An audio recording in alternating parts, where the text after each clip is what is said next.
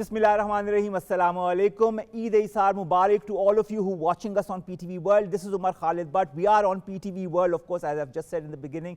And this is an auspicious occasion, plus it's a very memorable Eid for many of us. Many of us, why? Because we've just come out of a conflict with our eastern neighbor and we've emerged victorious with our tactical superiority, with our forces getting together and on one footing with our nation and showing the world what we are capable of. It is an Eid that will be remembered for many years to come. Why? Because also this Eid-e-Isar is an Eid that we sacrifice animals on. We also sacrifice our egos, and that is what our religion tells us to. But this time we've also given a collective sacrifice for the good of the nation, and we've emerged victorious through it. So I think this Eid has many different subtexts that we will try to decipher during the course of the show.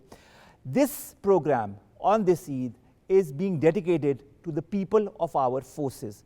I thought it would be extremely apt because of those people that belong to different sections of our forces that have been there on the front lines, that have defended us, that led us to sleep peacefully at night and wake up with a smile on our faces when we saw how they emerged victorious in front of an enemy that had nefarious designs. Let me introduce my guest to you without further ado. All of my guests are retired officers, but they belong to three very important pillars of our forces, the Air Force, the Army and the Navy. Let me introduce them to you one by one. On my very right is Air Marshal Amir Masood Sahab. Thank you very much, sir, to have joined us.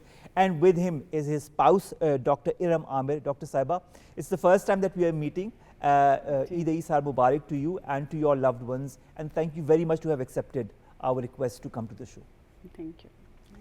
On our left is a guest that has come to many of my shows, and we have always had a very strong interaction, but we'll try to make it informal this time. Also, Amir Sahab has also come many a times on our show, but we'll try to change the tone a little bit, but the undertone remains the same. The undertone remains to thank our forces for what they continue to do every passing day and to help us achieve the strength as a nation. Major General Zahid Mahmood Sahab, thank you very much to have joined us. His spouse is here, Uzma Zahid. Thank you very much, ma'am, to have accepted and to have come to the show. Thank you so much for the honor. You're welcome, ma'am. And last but not the least, Rear Admiral Faisal Shah Sahab, thank you very much to have joined us. Again, we see you on shows, but it is the first time that we're going to interact in a totally different environment. And of course, Fareeha Faisal Saiba, this is your first interaction on media. Yes. So I'll try to be as nice as possible as far as you are concerned. And don't worry, nobody is going to do anything that would either endanger you or make you uncomfortable. My job as an anchor is to make all of you as comfortable as possible. Thank you. No. And of course, Eid Isar, Eid Qurba Mubarak to all of you people and to your families and to your loved ones. And I am so grateful to all these three elements, sections of our forces, because of whom we stand proud here today hosting this show. If we wouldn't have been strong, if our forces wouldn't have been strong, the whole equation might have been quite different, and that is what our enemy had always wanted, to destabilize us, to show a very negative image of our country in the Committee of Nations. And in fact, the exact opposite happened because of the three forces that you represent. I'll begin with you, Amir Masood Sahab. Sir, Eid always brings memories of those spent in uniform away from home. Do you recall a particular Eid during active service that was especially challenging or meaningful? Thank you very much, Umar. I think during the service, in my initial career, till the time I was flying in the squadron, I don't remember any Eid which I have spent at my home, at my home town. Most of the time, my early stay was in Sargodha base, and because I was on F-16, so most of the squadrons were there. So I spent my early officers' time once I was in the squadron at Sargodha. And the squadron was always in the forefront for any sort of contingency, any emergency. So we were on ADA, which is known as Air Defense Alert. So it was, I mean, that particular squadron on which I was always supposed to be on day and night ADA. And especially on Eid days, we were there, you know, protecting the skies of our country. And most of the time, it was a tradition that when there used to be the Eid prayers, 2 aircraft used to take off, either F-16s or Mirages, who used to be on ADA, and they used to fly over Sargodha just to show to the, because that is also known as Shahino ka Sheher, you know. So we used to go and give a sort of a low buzz over the city and over the base also, just to tell it to the community and the population that we are awake and we are there to, you know, defend you, celebrate your Eid. And there had been numerous occasions where we used to be given actual scramble also, and that used to be at times just for the sake of, you know, seeing that we are ready and we are there from the air headquarters side, or it used to be for certain special or actual emergency also. So I remember one Eid when I was on ADA and I was given a scramble. The visibility was very poor at that time, and it was a typical sort of haze which used to be in the summers, and it was a time somewhere in August time frame. So we scrambled, and it was 2 aircraft, 2 F-16s. We went towards the eastern side because the threat or the aircraft which was reported to be violating was somewhere from the Indian side, close to Lahore. And once we scrambled, we couldn't see much of ground and the visibility was very poor.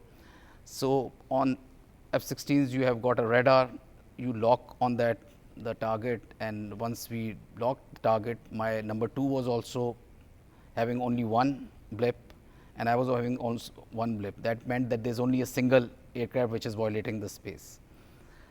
So we kept that aircraft locked, and once we were going closer, it is that as we are going closer to the threat, we have to put our switches to hot, and we were doing that. All actions were being done, and the ground radar was announcing that the target is still coming inside, and it is now started to, you know, move over Lahore. So once we moved very close, because the visibility was so poor, we couldn't pick up anything, and thereafter we realized that it was not any of the, you know, fighter jets. It was actually a Ukraine airliner, which have lost its, you know, actually navigation, or it was supposed to go to Amritsar and it has come to Lahore. All right. So incidents like these also happen. Yeah, so this sort of thing can happen, and you have to be very conscious and cautious that, you know, you don't shoot at the target without having a visual ID for that, and you have to identify it visually. So because there was a passenger airliner, and we were able to, you know, tell it to the radar controller also and the air traffic control that there's an airliner which is having no contact with you. So we have to give a, you know, call on the guard frequency where everybody can listen. So that is how we were. That was an interesting incident, you know. And then we came back, you know, gave him some signal that he should go and land over there. And most probably, I think it landed at Lahore, and then it was directed back to the. So things, I mean, incidents such as these happen as well. Dr. Iram, coming to you, I mean, as Air Marshal Saab has said that many a times he is deployed on Eid days. So many a times Eid days are spent without his presence. Does that become kind of more or less of a routine? But nevertheless, when it's Eid, it's very important to have, you know, your hubby around and the family around, because it is, you know, it is such an event where the family gets together and eats together and performs prayers together and has fun together. How important has it been for you to be the source of strength in those times when it was Eid and your husband was not there, for you to be, you know, that parent representing both the father and the mother to the children and to other members of the family? What I can recall is that there was one Eid when they were actually deployed to another base, but very grateful to the then the commanders that they made sure that all the families went there, the place where I'm not mentioning the name, Okay, where they were don't. deployed. So we all went there, Hmm. all the families with the kids in a coaster. It was a long journey, but we really enjoyed. So at least we were around. And what I made sure, I'm sure most of the wives made sure that we are there, even if the husbands are on ADA, which is Air Defense Alert, but we are in the same town. We never thought of actually leaving them and going and spending with our parents or in-laws. And I'm highly grateful to my parents also and my in-laws for being very cooperative in this sense. Naturally, there's an emotional element attached. There always is. But I think it just became a kind of a, something you get used to it. I never felt that I was doing something, a big sacrifice. I thought this is the way it should be. So, and the good thing was when Amir was in commanding the units, the squadrons, that we felt that the juniors are our responsibility. Okay. Like we should take care of them and we should interact with them a lot. And there always used to be some Eid Milan get together either in the morning or in the at night time. So that was a good time to meet each other, people experiencing the same thing. I So think that's important. They become the family. Exactly. I basically. think the family becomes an extended version Yes. of all those who are present in the vicinity as well.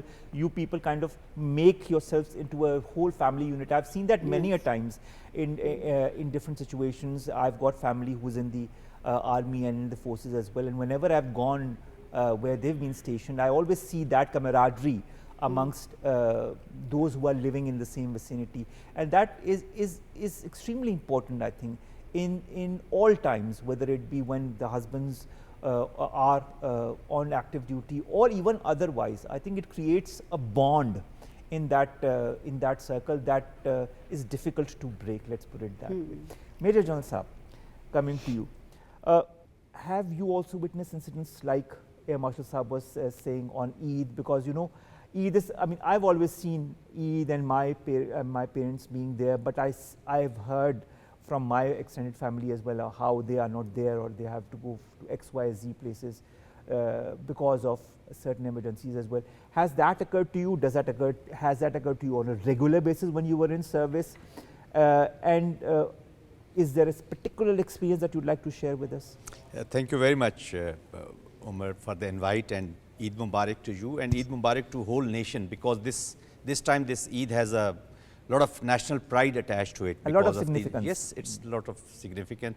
And I'm happy that whole nation is happy and happily they are celebrating this Eid. This is a little different from what we have been doing. Alhamdulillah. Now you have said that you have spoken about the Eids and deployment. Once you have a very good friend as your neighbor like India, so many Eids because of them we have spent in, in the deployed areas. And but as Iram was saying that we become a kind of a family. It's this military culture and the military life is a way of life.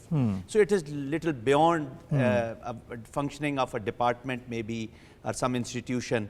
So it's kind of a lot of human interaction. So a lot of dependency on each other. So wherever we are, the soldiers, the beauty of soldiering is that wherever you are, even if you are deployed at Siachen, even if you're deployed at international borders or LOC, or fighting against these Khawarij. So that day, that has to be celebrated with a lot of, spirit. And as an officer, as leaders, it is our prime responsibility to give everybody has feelings, We do miss our people, our families, our parents, all that. But the leaders, they don't expose themselves, they don't let their undercommands feel that we are missing someone. We just show that we are very happy because we all are, together. And it is fact also that we just try to create an environment of happiness. So lots of Eid, lot of time we were deployed, but even during the deployment, we create activities. Okay. So a Bada Khana is very famous in army, Okay. so that is a real good feast, and actually the spirit behind that is so big. that you eat together with your Jawans and with your troops. Even there is no difference between that is officers are different from Jawans and all that. So we all eat the same menu, same thing. Then in the evening we have every unit in the army has a kind of a drama team, we call them. All right. So at the evening we have a lot of fun, a lot of festivity, a lot of fun. So we really enjoy. So we don't feel, of course we miss people, but this has become, we have become habitual of celebrating in this way. So this is a normal routine for us. It's a normal routine for you, but sometimes for the spouses and for the family, it's not Yes, a of normal course. routine. But is it a normal routine, Uzma Zahid Sahiba? Because the fact is that so many times you see your spouse, you know, going to X, Y, or Z location sometimes that he can't even tell you, and then you know you have to bear with it, and then Eid is there, and you have to manage it on your own, and there's that emotional toll as well. You know, you don't know. I mean, I don't want to say it's Eid, but you don't know what's going to be the fate of the operation in which your spouse is taking part. Is this the last time that you are seeing him or not? You know, that question always remains. How do you as a spouse, you know, cope with that? Well, I think so. Thank you so much for the invite for the first of all. Then I would say it is, we are trained and groomed like that. Once you become a military officer's wife, I think so it is inculcated in your nature. It becomes your second nature that you have to cope with that. And you become, see, they are dealing with army all the time and so many enemies and all. But women or spouses of military officers, they become one-man army. And they have to be very strong. Until and unless they are not strong, they are not going to support their husbands. Agreed. And so they have to train, groom, look after not only their children, but also their troops, families. So an officer's wife has to be very strong, and she should know how to command her emotions. Oh, yes. And how to deal with everyone, how to take care of everyone. It's so easy to say, you know, commanding your emotions, but it's in reality, even for a man, I think it's not an easy task to command one's emotion, you know, sometimes, but you have to be strong. Yes, you have to be very strong. At least strong. on the exterior. Yes. And this is being trained. This is part of our training, and it is passed on to us from our seniors, and then we train and groom them to our juniors as well. So most of the time they are in forward area and we are in the rear.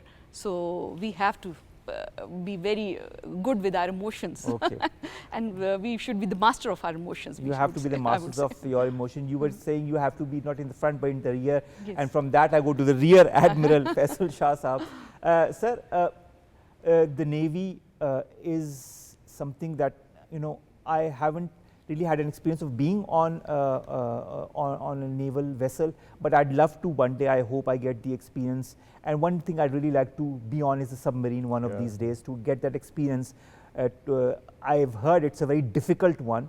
But in your whole career, I'm sure, just like I was talking to a Marshal Saab and General Saab, there must have been so many occasions when it was Eid, when it was the marriage of somebody in the family and you can't attend because you are on service and you have to be present on active duty. Does that become more or less a mechanism with time? Or are there times when you really, you know, feel that you need to break that rhythm and go back and be with your family? Or does that, you know, become a new norm for you as well? Okay. Thank you, Omar, for having us in your Sir. program. First of all, Eid Mubarak to you and through you to the whole nation. And on this sacrificial Eid, I think we should not forget those who have sacrificed their lives because of which we are sitting here and celebrating this Eid. As for your question, I think like the other two mentors said, I don't remember any Eid that I spent with my family throughout my career, except that I was on a course when my family was with me, or I was on a diplomatic assignment abroad when they were with me. Other than that, I think there was no other Eid that I was with them. And that became our routine. I mean, they already knew that Eid was coming and Baba would not be home. He would be away. So they actually regulated themselves in a way that they had to spend Eid without me, at least the first day. And about one Eid, I would like to tell you that was very interesting, and I just can't forget that moment. It was in 2010 when the flood came in Pakistan, and 1/5 of Pakistan was underwater. So I was actually commanding a unit in, I belong to Marines. So I was commanding a unit of Marines in Thatta region. That was also inundated completely, and that there was only one hilltop at Makli that was left. So I evacuated my own unit, settled them at some place that we found. So we were ourselves IDPs. And then there were many IDPs, civilian IDPs, that were roaming around because their homes had been washed away by the water. There was 10 feet water everywhere standing in that area. So we established perhaps Sindh's biggest relief camp, and that was at Makli, and it housed 8,000 people at any given time. So that was a great responsibility. True. And I had to look after them day in and day out. So there was no question of going back to my family and spending Eid with them. So I think for about a month we did not see each other. Although Thatta is not that far from Karachi, but we could not. So on Eid day, we organized activities with the IDPs, involving them in those activities. I mean, there was food, there was a musical evening, there were games, and there were stalls and so many things. So our families, naval officers' families from Karachi, they traveled to Thatta, to that camp to celebrate Eid. So I think that was an Eid better than that we could have spent in our homes. So that is one Eid that I still remember and cherish that time. All right. I mean, I'll bring the same question to you, Fareeha Faisal Sahiba. I've seen you being a very, I mean, the little I know of you is that, like all spouses, they all say that the women are the pillar of strength as far as the men are concerned. They might be the silent ones, but they are, the stronger ones, because they have to hold the family together. They have to be that person in charge when they are not present in the house one way or the other. And he was just narrating the example of 2010. And then, of course, he said that you also joined him there in Thatta as far as that is concerned. How, I mean, looking back at all of this experience that you've had, and I'm sure all the other spouses have had as well, what do you take the most from it? Is it the pride that you have of your husband being part of the forces, of having contributed to the defense of the motherland, of being there, for example, as far as earthquakes is concerned? Is it also the fact that, that yourself are beaming with pride, being the wife of one of the, armed forces personnel as well? But when it comes to Eid days, I mean, we are on Eid day, and whenever it's Eid day, I've unfortunately have lost both my parents, but we want to be with our loved ones here. Do you still have had moments when you miss your spouse on Eid day, and then you have to be, all smiles, and to your children and to the other in-laws or whoever is in there, that don't worry, he'll be here and we'll be going there and we'll be doing this? And do you try to compensate through other mechanisms? Or does everybody around you already know that, this is how the new norm is and this is how you're going to cope with it? Okay, Bismillah Rahman Rahim. First of all, thank you so much for inviting us for such a lovely program, and I am truly very happy to be here. Thank you so much. And as my husband also told you about that, when he was serving, we didn't celebrate Eid together, and many other movements together. So in your forum, I just want to say to the audience also that those families whose families husbands and fathers cannot celebrate Eid with their family, please don't be sad, because their father and husband are doing a very great job for their country. And you know, I know it's a very hard time, and but because of their sacrifice, we all are safe and sound. Exactly. I mean, Yeah. that is how, that is what I said in the Yeah. beginning of the show as well. So please celebrate your Eid with full joy, and please, because next year they will be with you. So please enjoy this Eid, because they are doing a very great job for Exactly, the because country. I think they are making the Eid of millions of us Yeah. Pakistanis And a better day, a better occasion Yeah. to celebrate with their families. And Yeah, it's because of because- all of you people and all of the sacrifices that you and your juniors and your seniors have given to our yeah, country. because you know, it's a very hard time for the family, and especially for the kids. I understand. So it is better to be united, and you know, in our family, in our circle, naval circle, we all take care of each other, especially in this situation. And you know, that's why we feel comfortable when they are in. I think struggling. this is the camaraderie that we have just heard of from all three forces, and how they are together, and they ensure that Yeah. all the other people, the juniors and their families, are also in safe hands, as you were saying, Dr. Saib, as you also said, ma'am. I think that's extremely important, and that, you know, gives them that sense of togetherness. That Yes. sense of togetherness is what Eid is all about, to Yeah. celebrate a festive occasion together, whether it be Eid ul-Fitr or Eid ul-Adha or Eid al-Isar. I mean, the thing is that this is what it is all Yeah. about. Eid, And- ladies and gentlemen, is all about togetherness. It's all about the love that you share, whether it be with your loved ones, whether it be with the less fortunate. This is what Eid al-Isar also teaches us, to you know, forego or to sacrifice our ego, to be more human or to be more humane. A lot of people might not get it, but I think this is the whole crux of what this Eid stands for. We'll be back after a short break. Stay tuned.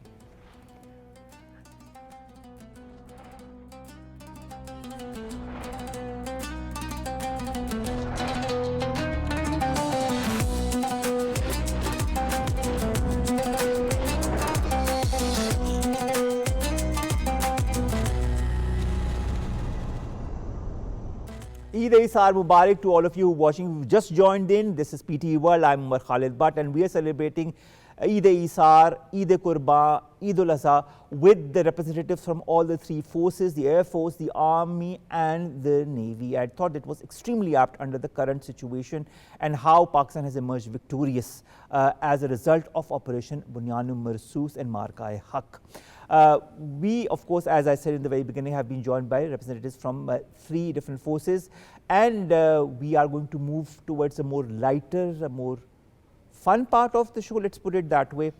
We've had the introduction phase. Before that, we talked a little bit about their experiences during Eid and otherwise, and how the spouses also cope with that, which is not easy, but of course the coping mechanism is all what we humans are famous for. We can cope with any circumstance because we are resilient, and Allah Mia has also given us that strength of character to do that, especially when we are part of the forces. And I am so in admiration of the people of the armed forces for what they stand for and what they give us, the people of Pakistan.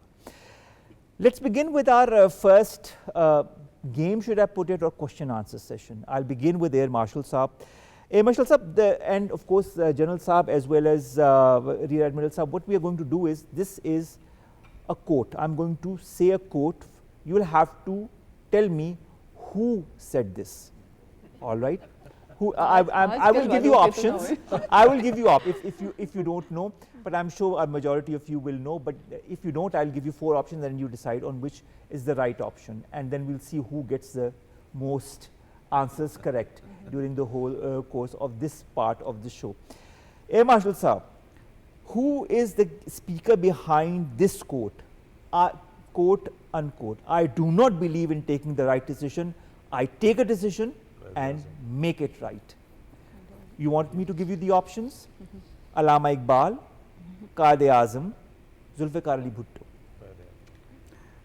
I think it's Qaid-e-Azam Muhammad Ali Jinnah. You're completely right. It is Qaid-e-Azam Muhammad Ali Jinnah who said, ladies and gentlemen, I do not believe in taking the right decision. I take a decision and then I make it right. It's also so apt for our We forces achieve as our well. goals. You make a decision, you take one. There are so many circumstances in which you have to make a very tough decision. All of you have made tough decisions, and then you have to stick to it. A lot of people, no, must have a lot of questions, but you said, no, Procrastination. this is how it's going to be and this is how we're going to maneuver it. Decision making is supposed to be very prompt, informed, and bold. It has to be taken. It has to be taken in that way, and we are so proud of our armed forces that do that under the right circumstances, in the right places, and the decisions that have such wonderful repercussions for our country, our nation. Dr. Sahiba, this quote says, the method and time will be of our choosing. Who said this? I mean, you're the spouse, but I'm sure you are as knowledgeable. I'm going to give you the options. Don't give me the option. Vice Admiral Raja Rabnawaz, DGISPR Ahmed Sharif, Air Vice Marshal Aurangzeb. Who said this? The method and ISPR, time will be of our choosing. The DG ISPR. You are completely right. When you are the spouse of an officer, whether he's from the Air Force or the Army or the Navy, they are as trained as their spouses, if not more. Let's put it that way. Okay, let's come to you, General Saab. Yes. The quote is, Pakistan was not created in a day. It was the result of countless sacrifices. Who said this? Was it Fatima Jinnah, Liaquat Ali Khan, or Qaid-e-Azam? General Saab is thinking. All of them. They must have said That's the right answer. at some stage of their life, all of them must have said. This particular quote you have to say who said Okay. it. Is it Fatima Jinnah Sahiba, Liaquat Ali Khan, or Qaid-e-Azam? Liaquat Ali Khan. You are completely right. It is Liaquat Ali Khan. Oh, very good. I mean, not a single wrong answer. I mean, that's wonderful. I mean, I would have gotten many wrong. Keeping my fingers crossed. This is now for you. People should not That's think why it's I'm fixed. keeping my I fingers know it's crossed. it's not Yes. that. I've given a correct answer, otherwise it would have been very difficult to travel back with her, Now I'm keeping my fingers crossed. All right. All right. So you keep your fingers crossed, and I'm going to ask you the question. The quote is, our policy is only Pakistan. Who said this? President Zardari, Field Marshal Asim Munir, or Prime Minister Shehbaz Sharif? Field Marshal Asim Munir. Yes, you are completely right.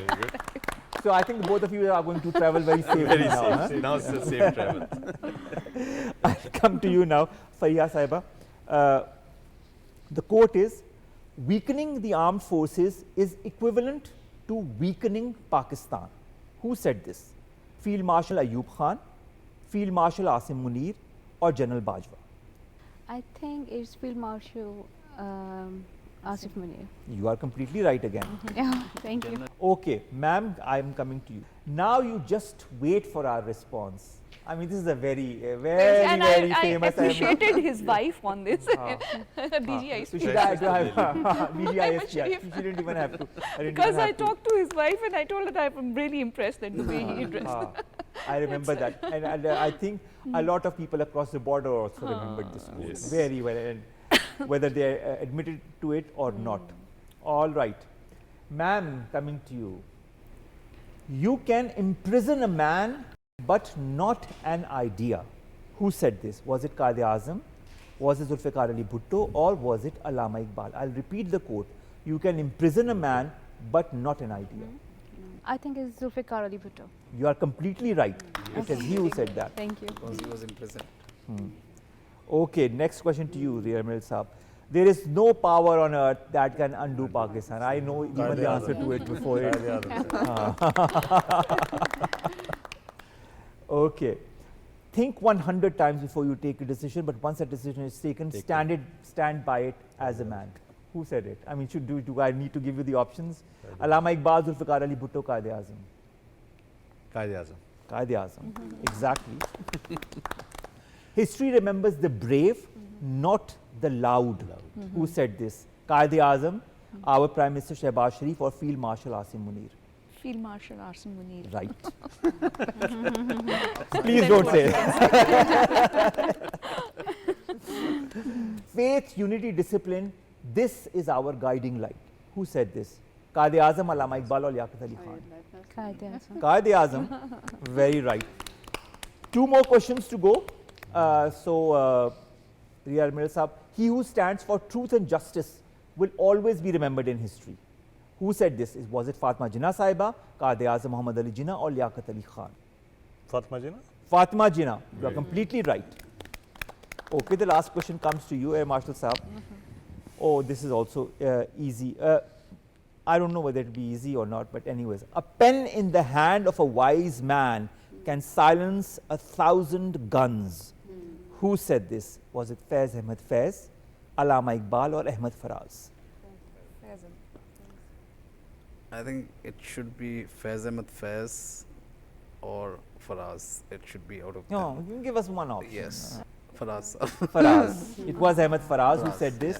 A pen in the hand of a wise man, ladies and gentlemen, can silence 1,000 guns. I think this is a very strong statement, and it could either come from a literary figure, and that of course came from Ahmed Faraz Sahab.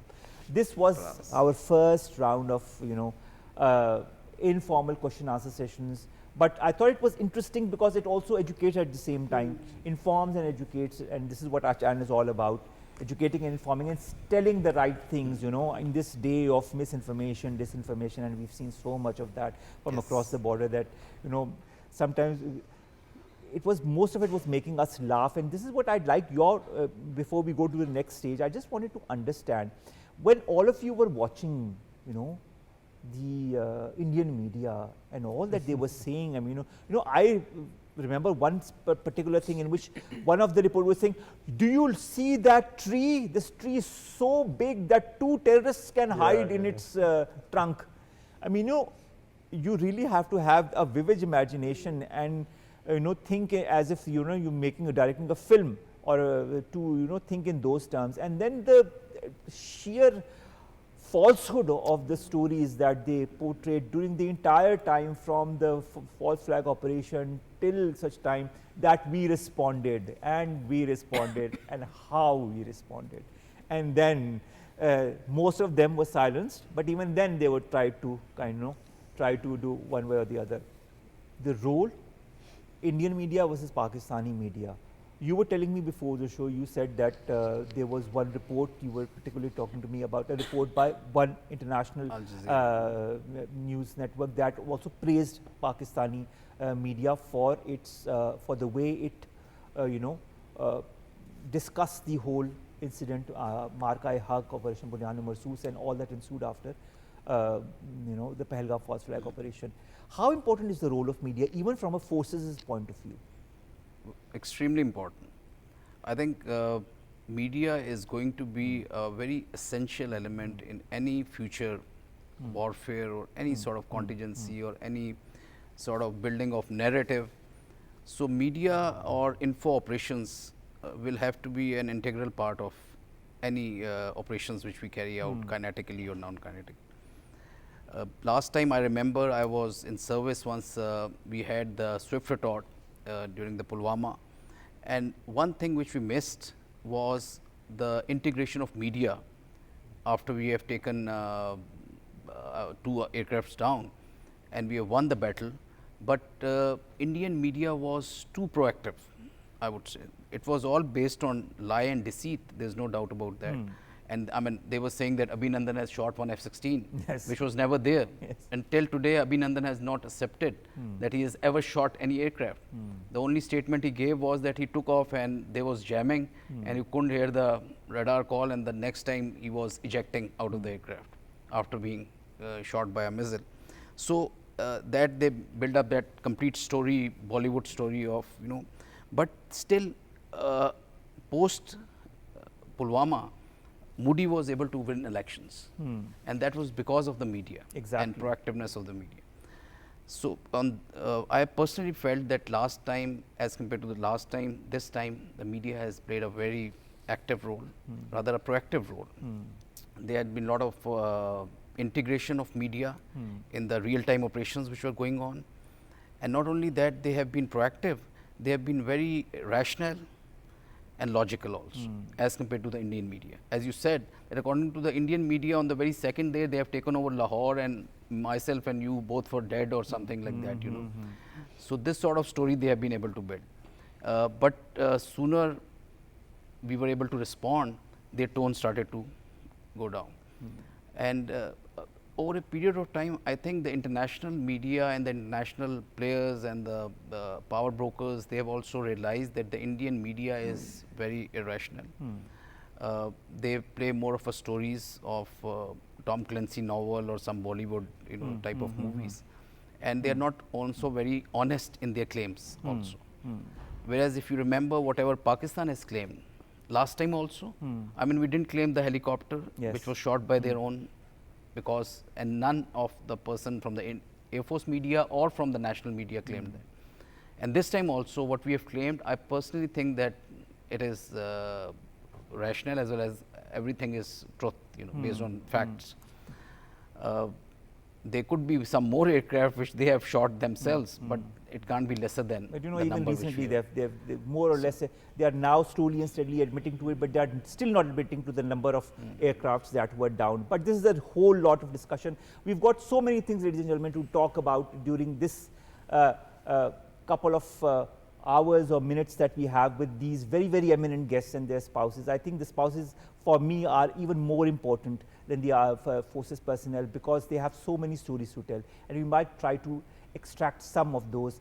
But for the moment, we've come to an end of this part of the transmission. We'll be back after this break with the second part of our transmission, in which we'll discuss many other parts, some fun, some emotional parts of you know, their experiences as well. But of course, this is all centered around Eid, and the Eid that has the element of sacrifice. And who knows better the element of sacrifice than the people of our armed forces? We'll be back after a short break. Stay tuned, and Eid al-Adha, Eid-e-Isar Mubarak to everybody once again.